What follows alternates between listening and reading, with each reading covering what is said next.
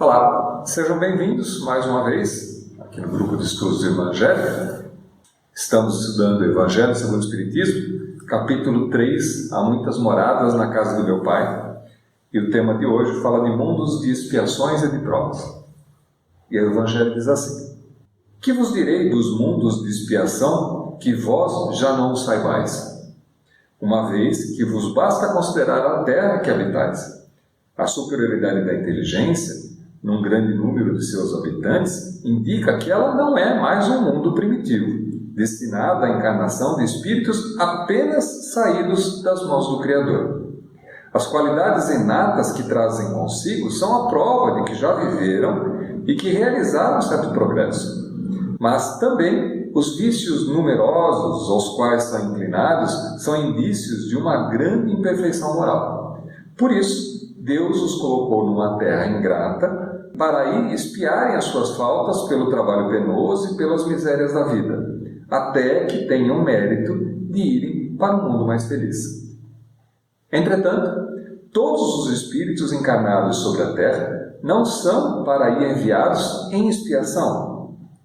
As raças que chamais selvagens são espíritos apenas saídos da infância e que aí estão, por assim dizer, em educação e se desenvolvem ao contato de espíritos mais avançados. Vêm em seguida as raças semi-civilizadas, formadas desses mesmos espíritos em progresso. Estão aí, de alguma sorte, as raças indígenas da Terra, que cresceram pouco a pouco depois de longos períodos seculares, e das quais algumas puderam atingir o aperfeiçoamento intelectual de povos mais esclarecidos. Os espíritos em expiação aí são, se assim se pode exprimir, estrangeiros.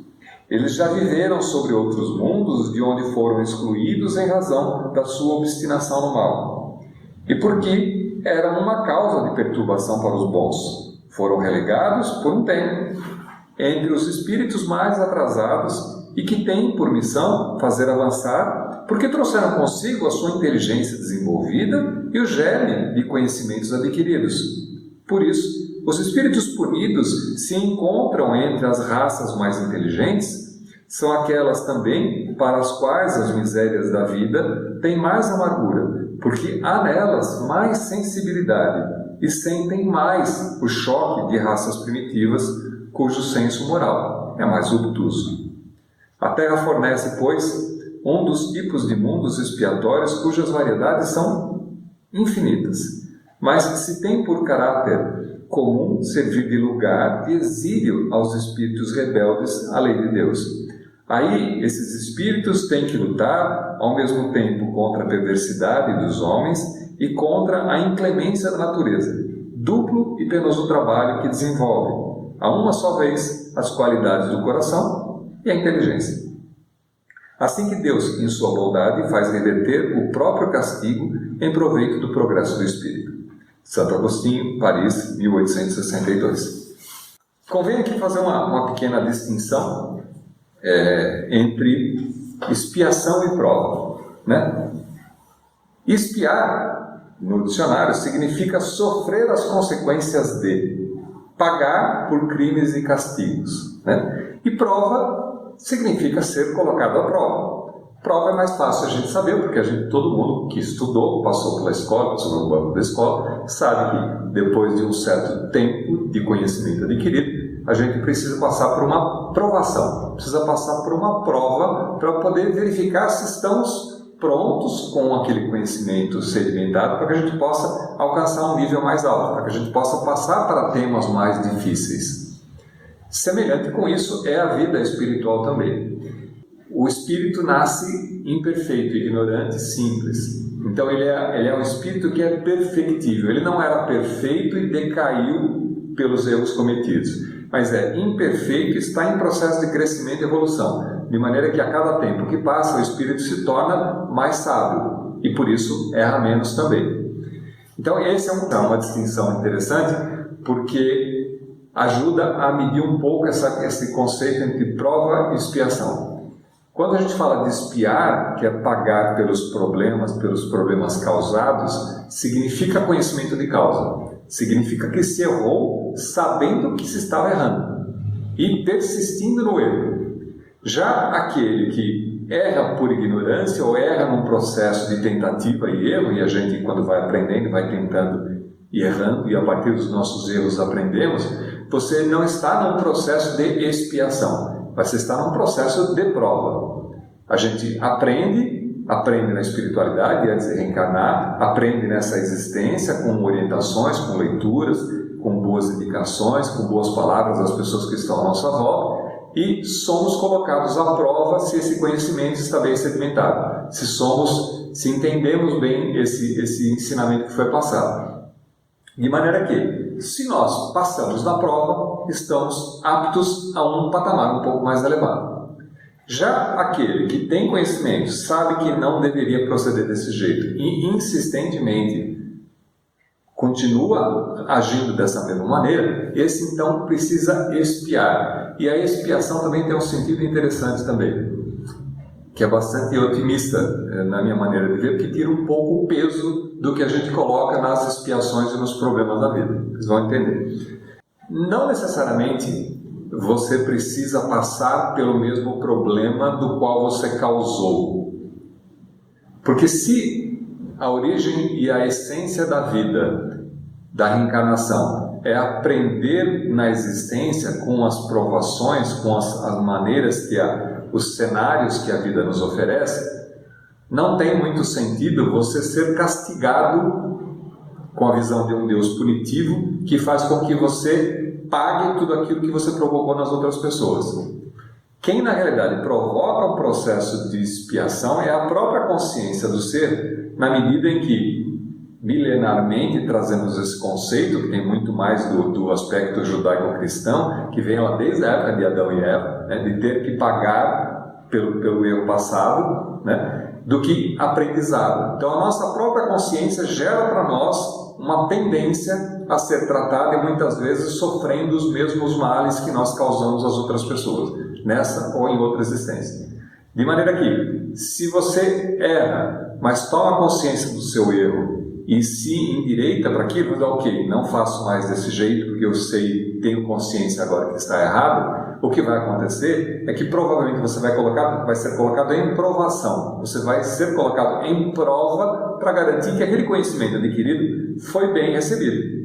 E não no sinal de punição ou de castigo, ou de ter que reparar aquilo que foi feito. A reparação, ela vem no sentido em que a consciência se sente obrigada a corrigir os problemas passados por ter feito mal a outras pessoas. Então se coloca à disposição de ajudar aquele que passa por uma situação, passa por um problema diferente, porque você se sente, em parte, culpado por conta daquela situação provocada. Então isso gera uma expiação, mas que na verdade é muito mais no sentido de prova, de provar o adiantamento do espírito.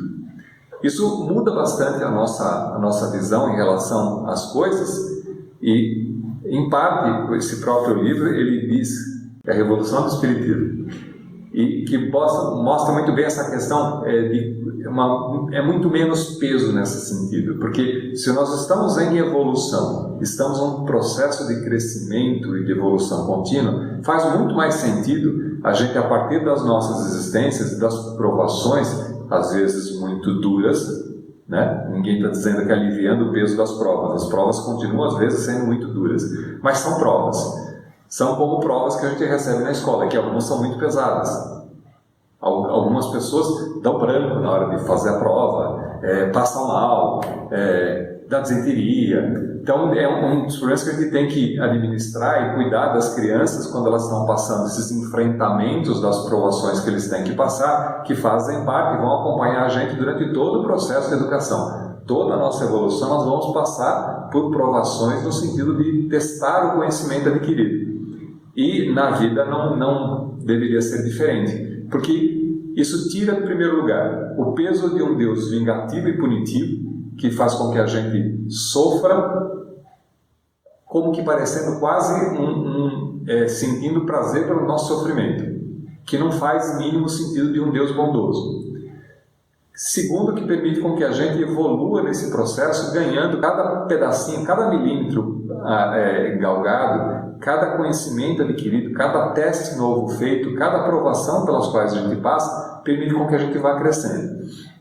Quando ele fala de espíritos em expiação, e ele menciona especificamente aqui, na maneira como ele coloca, são irmãos nossos estrangeiros, porque eram oriundos de outros lugares mais avançados e que insistiam em não corrigir os seus próprios problemas, insistem em não aprender com as lições que foram dadas, são colocados então num outro ambiente, não por punição, não por castigo, mas porque essa é a maneira encontrada para que eles pudessem avançar e se liberar daquela prova. É como se você fizesse cada vez provas mais pesadas, cada vez mais difíceis, para você poder avançar naquele assunto, já que você não quer estudar, né? Então, esses casos são como, por exemplo, quando a gente fala dos exilados de Capela, que vieram para cá, eram seres bastante inteligentes, bastante mais avançados do que a média da Terra, e isso a gente repara que até hoje o conhecimento trazido por eles na construção das pirâmides, por exemplo, no Egito,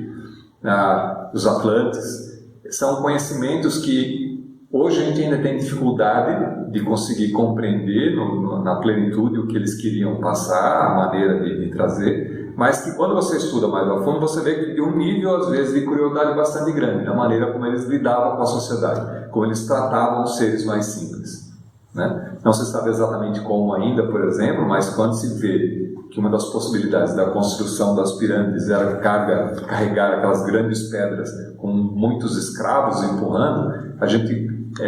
tudo bem que pode até não ter sido assim, porque nós não conhecemos ainda o método, mas existiu, isso é provado bastante seriamente, como por exemplo nos Incas, de populações serem muito massacradas por conta desses seres mais superiores do que nós em conhecimento, alcançarem os seus objetivos. Isso demonstra que, apesar de conhecimento científico, técnico, não tinham muito desenvolvido o aspecto emocional, emotivo, espiritual, e que precisavam, por conta desse envolvimento com seres mais atrasados, os viventes na Terra, espíritos mais simples, precisavam desse convívio para, primeiro, passar para os terrestres, para aqueles que viviam aqui em conjunto com eles, um conhecimento através da observação. Então aprendemos muita coisa observando esses seres mais avançados. Segundo, que você imagina o sofrimento pelo qual eles passaram, estando colocados em seres tão simples e tão ignorantes, e se vendo longe daqueles que eram mais próximos e mais caros deles. Porque quando vieram para cá, deixaram seus entes queridos no outro planeta, na outra situação, na outra Terra. Então isso causou um peso bastante grande, mas vem para cá como um estágio, como um trabalho adicional. Então vem para cá espiar as suas provas, no sentido de conseguir resgatar esse conhecimento, dar valor ao sacrifício, ao esforço, para que fossem merecedores de voltarem de novo, e assim aconteceu uma determinada época, a maior parte deles voltou para os seus lares, para a convivência daqueles que eram mais próximos, para continuar a sua jornada, tendo passado por aqui e dando para a gente conhecimento técnico-científico que a gente precisava para poder dar esse primeiro desenvolvimento, esse primeiro alavanque que a humanidade precisava para poder crescer. Bom, então, isso é bastante interessante. E, ao mesmo tempo, o texto também fala de seres mais primitivos. E como essa mistura funciona bem. Porque se fôssemos todos no mesmo nível de conhecimento, estabeleceria uma referência que a gente poderia dizer: você é melhor, você é pior, você é mais avançado, você é menos avançado. Essa mistura geral dá para a gente uma característica de não se fazer referência em relação ao outro, porque você não consegue mais dizer se o outro é mais avançado ou menos avançado que você.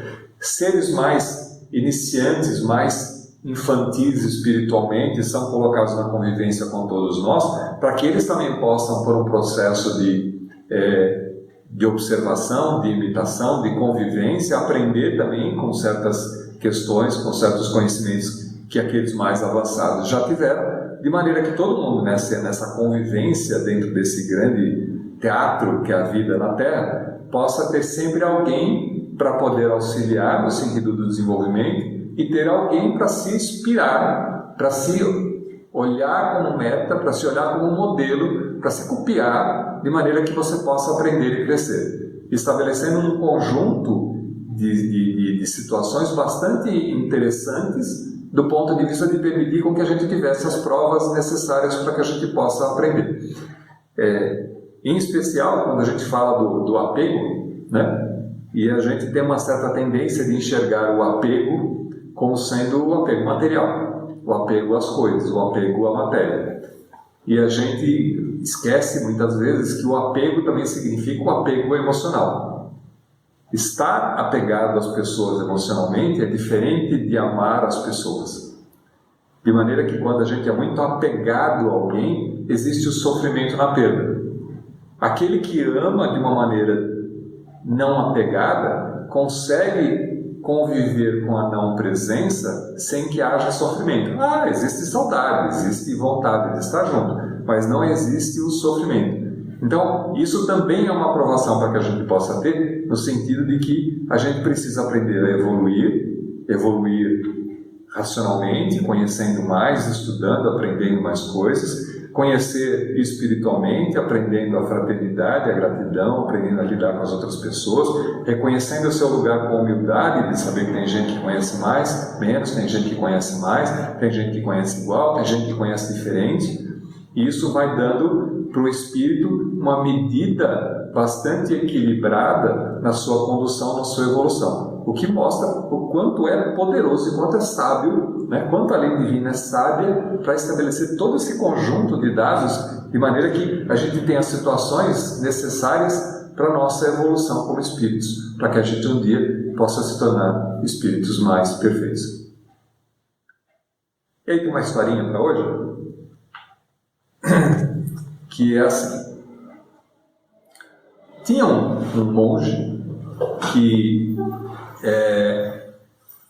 ficou sabendo de um outro monge, de um sábio que vivia em uma outra terra e que era muito sábio e que vivia num determinado lugar, num determinado vale.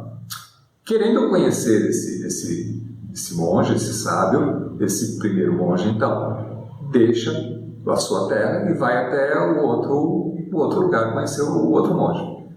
Em especial, esse monge que estava peregrinando, ele tinha feito um voto de pobreza, então ele não tinha nada, não tinha objeto nenhum, ele simplesmente tinha uma outra muda de roupa. Assim ele podia, quando lavava uma roupa, vestir aquela roupa que, enquanto a outra secava, ele vestia uma outra. Era o único bem que ele tinha. Então, um completo desapego dos bens materiais, só possuía a sua muda de roupa. E vai visitar esse outro sábio.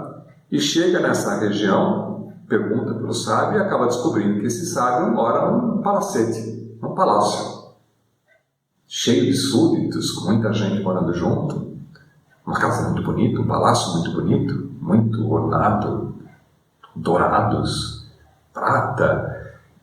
Ele fica meio intrigado com essa história, mas se aproxima. E aí, uma vez que se apresenta para esse sábio, para o sábio rico, ele, que atende muito bem, recebe muito bem, e começam a conversar longamente, começam a se dar amplamente, trocando ideias, trocando conversas, falando sobre filosofia, falando sobre a vida, e se distraem nesse sentido e ficam dias nessa história. Entre comer, viver bem, beber, descansar e conversar com outras pessoas e trocar mais palavras, trocar mais conversas, seguem os vários dias com esse monge na casa desse sábio rico. Uma determinada tarde, quando estavam conversando, acontece um fogo, pega fogo no palácio. E pega fogo no palácio e todo mundo sai correndo do palácio, inclusive os dois monges, né? E aí, quando os dois monges já fora de perigo, lá na frente, no palácio, o monge, que era um monge pobre, começa a chorar de desespero e reclamar para o monge: puxa, mas incêndio, acabou com tudo. Ele falou: mas meu caro, não fique assim. Falou assim, não tem problema nenhum, são só materiais, são só coisa matéria. Falou assim, não tem problema nenhum. Graças a Deus, todo mundo conseguiu se retirar, ninguém se feriu. Você está bem, eu estou bem, está todo mundo bem, então não tem problema nenhum. As coisas se perdem, falou assim, a vida é assim mesmo. Deus dá, Deus tira e tudo bem, fica ok. Você, eu não estou falando das coisas que você perdeu, eu estou falando da minha outra muda de roupa, como é que eu vou fazer agora? Pois é. Até a próxima.